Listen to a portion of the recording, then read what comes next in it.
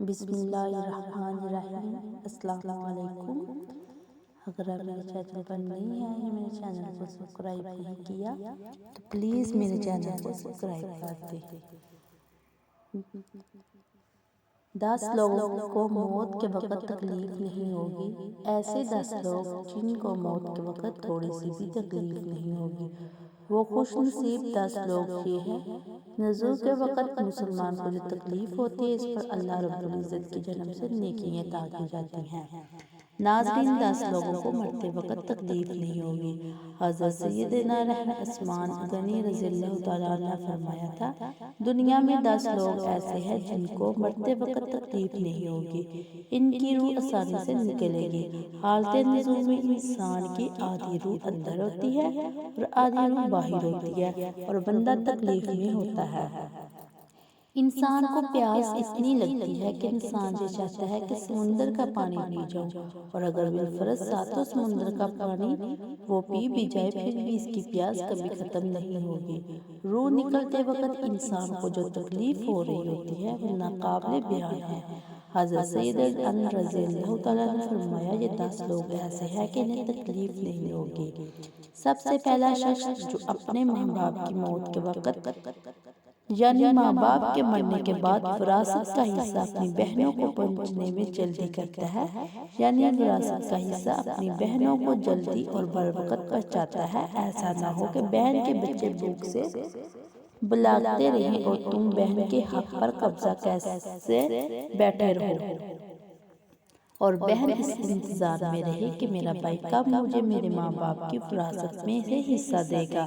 بہت بار یہ بھی دیکھنے میں آتا ہے کہ بہن کی شادی نہیں ہوئی جبکہ والدین دنیا سے رخصت ہو گئے، دنیا نے کہا، بھائی نے کہا کہ کوئی بات نہیں، جب بہن کی شادی کروں گا تو اس کا حق اسے جہیز کی صورت میں دے دوں گا۔ یاد رہے، اسلام میں بہن کو جہیز دینا فرض نہیں ہے جبکہ ان کا وراثتی حق دینا فرض ہے۔ ناظرین، بہن کا حق کھانا ایسا ہے جیسے خنزیر کا گوشت کھایا۔ نمبر 2، یتیم کی کفالت کرنے والا۔ ایسا شخص جو یتیم بچوں کی اچھی تعلیم تربیت کرے گا، اس کو بھی موت کے وقت تکلیف نہیں ہوگی۔ نمبر 3، کثرت سے صدقہ کرنے والا شخص، یعنی ایسا شخص جو اللہ اور رسول کی رضا کے لیے اپنے مال دولت میں یوں ہی صدقہ کرتا ہے کہ جب وہ اپنے ایک ہاتھ سے کسی کو دیتا ہے تو دوسرے ہاتھ کو پتہ بھی نہیں چلے، یعنی دوسرا انسان وہ ہے جو کثرت سے صدقہ کرے گا تو اس کی موت کے وقت تکلیف نہیں ہوگی۔ نمبر 4، نرم دل والے، یعنی وہ لوگ جو دوسروں کی غلطیوں کو بھلا کر کے انہیں معاف کرنے والا۔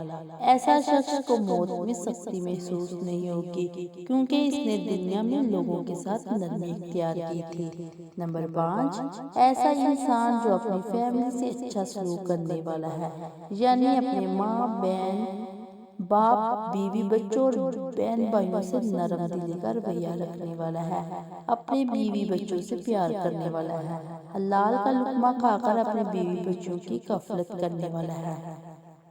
نمبر 6، حضرت عثمان غنی رضی اللہ تعالیٰ عنہ، جو شخص یہ سوچ کر نماز ادا کرتا ہے جو نماز وہ ادا کر رہا ہے وہ میرے نبی کی آنکھوں کی ٹھنڈک ہے۔ نماز دین کا ستون ہے، نماز مومن کی معراج ہے۔ اسلام کفارے میں تفریق ہے تو 5 وقت کا نمازی موت کے وقت کسی بھی قسم کی سختی میں مبتلا نہیں ہوگا۔